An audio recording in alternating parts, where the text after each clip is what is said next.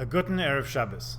The Economist is a news magazine that's been around in England for about 180 years, and one of their advertising slogans is, "It's lonely at the top, but at least there's something to read." I don't know what Moshe Rabbeinu was reading to keep current with the news in his day. There probably was no cell phone signal in the desert, but every so often you have to feel for the guy, poor Moshe Rabbeinu, in terms of the loneliness of leadership. I hope he had something good to read. In her biography of Moshe Rabbeinu, of Moses, which came out a few years ago, Aviva Zornberg explains how we feel and sense Moshe's loneliness in many of the familiar passages we read from the Torah in the course of a year. God speaks so much to Moshe. Their relationship is unique, without parallel in Jewish history. Yet, when Moshe implores God to relent and allow him to enter into the land of Israel, he's met with a clear shutdown of communications. God says, "Don't speak to me any more of this matter," and they don't. On the other side of his life, Moshe is so frequently caught between the people, us, whom he's advocating for, and God. Moshe speaks of us, the Jewish people, in the third person. They're stiff-necked, they will not listen to me. It's a lonely position indeed that he finds himself in. In our parsha this week, it's actually a double portion, Chukas Balak. There's a lot to cover in these two portions, so good idea to take a look them both over if you want to get a sense of what we need to know from these stories. One piece of the narrative is the famous, or maybe infamous, moment when Moshe hits a rock and makes water come from it so that the Jews and our animals are able to drink. Context is always important. This is immediately after his sister Miriam's passing. Now remember that in the merit of Miriam, who was an amazing prophetess in her own right, and about whom we should speak more, in her merit there was Be'er Miriam, the well of Miriam, which traveled with us in the desert through our journeys and provided something for us to drink. Too much manna without something to wash it down doesn't do the trick. So for the remainder of Miriam's life in the desert, her presence was enough to justify this miracle of water, this miraculous well for us to drink from. After her passing, as in very soon after, the water ceased. The people were anxious, and God instructed Moshe and Aaron to take their staff and speak to a rock, and it will give water for the people to drink. Many jokes come from this instruction. The first staff meeting, Meret Simvan, it's like talking to a rock. Let's leave those for the Kiddush. It says at the outset of the story that Moshe started doing precisely as God instructed. If you have the Chumash handy, take a look at page 844, 845, or any Chumash that you have, chapter 20 of the book of Numbers, Bamidbar, verse 10. Moshe took the staff before God as he had commanded him. Vayikach Moshe es hamate milifnei Hashem kasher tzivahu. Moshe and Aaron gathered the people before the rock, and he said to them, "Listen now, you rebels. Shall we bring forth water for you from this rock?" Vayakilu Moshe v'Aaron es hakahal el pnei hasela. Vayomer lahem shim'u na hamoirim. Hamin hasela hazeh notzi lachem mayim. Then Moshe raised his arm and struck the rock with his staff twice, and abundant water came forth, and the assembly and their animals drank. Vayarem Moshe es yadoi vayikach es hasela b'matehu pa'amayim vayetzu mayim rabim vatesh ta'eda ve'iram. Okay, listen. Up to this point, the needs of the people were met.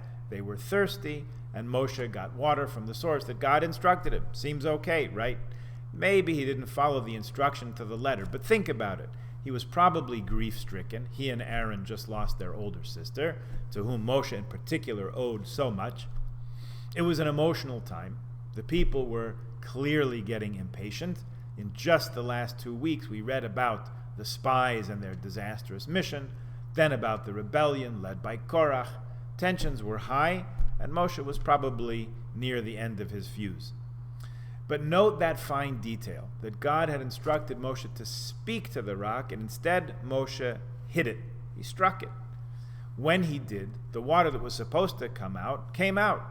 All's well that ends well, right? Not really.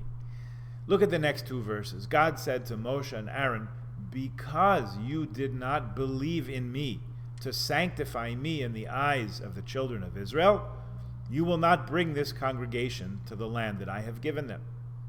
Vayomer Hashem el Moshe ve'el Aaron, Ya'an lo ha'amantem bi, lahagdisheni le'enei bnei Yisrael, lachein lo yisavayu es ha'kahal hazeh el ha'aretz asher nosati lahem. Then the Torah adds another interesting detail worthy of our attention. These are called the waters of strife, where the children of Israel contended with God, and he was sanctified through them. Hema mei meriva, asher ravu bnei Yisrael es Hashem vayikadesh bam. Interesting. Tzarich iyun. As they say, this warrants further investigation. What are our questions? Why was this indiscretion of Moshe's so bad, if in the end the Jewish people got what we needed? Number one.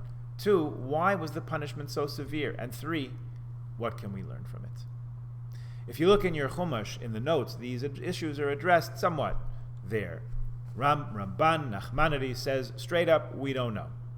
We don't know what the great transgression was and why the penalty was so severe.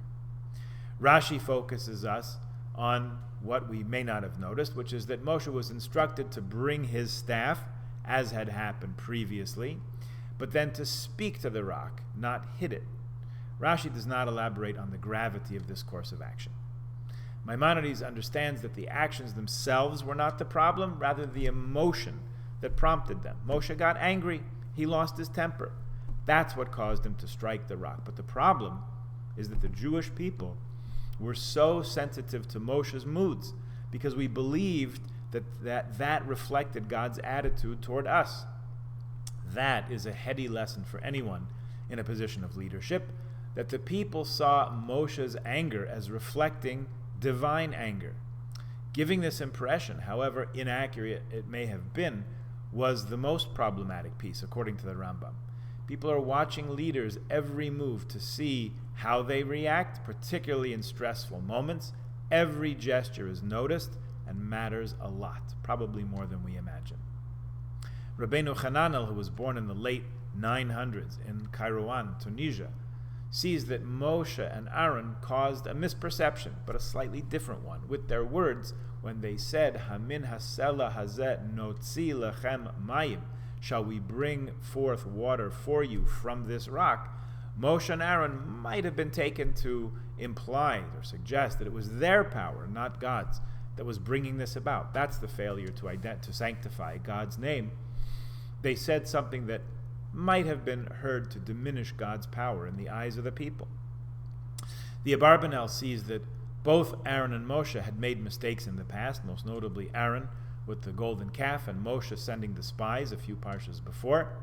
Since the entire generation had been decreed to perish in the wilderness without entering the land, this punishment, as it were, now evened the score, with these two leaders receiving the same fate as the generation they led.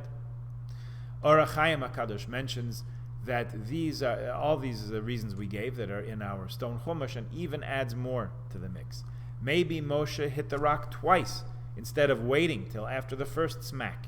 Maybe Moshe and Aaron didn't lead the people, failed to lead the people in a song of thanksgiving after the water appeared, which is what they had done with prior miracles. Maybe it's because Moshe spoke poorly of us, calling us, the Jewish people, rebellious.